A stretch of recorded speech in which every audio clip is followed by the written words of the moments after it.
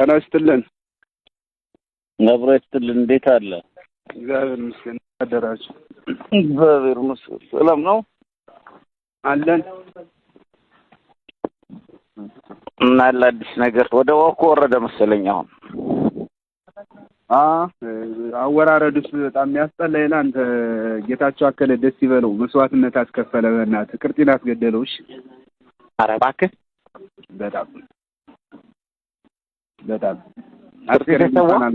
አስከሬኑና እንኳን አላወጡትም። እሺ አስከሬኑ ራሱ አላወጡትም። በጣም ያሳዝን ማለት ነው። በጣም በዛ ኃይል የመጣን ኃይል መመከት የሚችል ይመስል አውቆ መስዋዕትነት ለማስከፈል ነው እንጂ ወይስ አይገጥም። እንደ ውጊያ ተዋግቶ ያልሞተውን አሽከር አስገደሉ። የት ነው ቦታው? ውጊያ የተደረገው ፍልውሃው አካባቢ ላይ። ፍልውሃው አካባቢ እኛ የሚገርም ነገራችን ቦታ ያውቋታል በደንብ። ቆረጣ ቦታም የሚቆርጡባት አለች፣ አስፈው የሚመጡባት ማለት ነው። ያችን ሳይዘጉ አስበሉት በእናትህ። አባስማ አላወኩም እኮ በሰጣሪ። ኧረ እንዲያው አስከሬን ማንሳትም ጥሩ ነው። ወንድማለም በጣም የሚፈልጉት እኔና እሱን አይደል እንደ ጠላት አንድ የሆነ ትኩረቱ የነበረ አሁን ወስዶ እንግዲህ አስከሬን ምን እንደሚያደርገው እንጃ።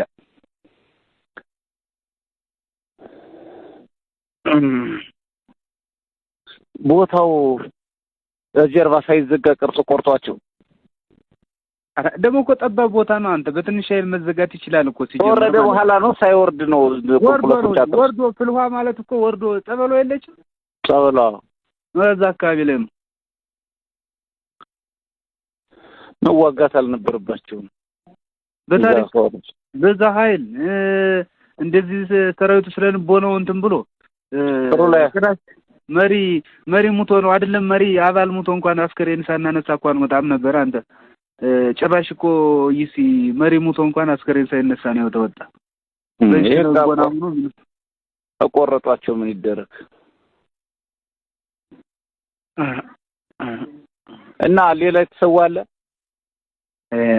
ሌላ እንጃኒ ይኖራል እንጂ ምን እሱ የተሰዋ ሌላው ይኖራል እንጂ አባቴ ምን መገና እኮ ነው እንትን አላለም። እሱም ያው ስልኩ ሌላ ሰው አንስቶ ምናምን ነው እንትን ያለ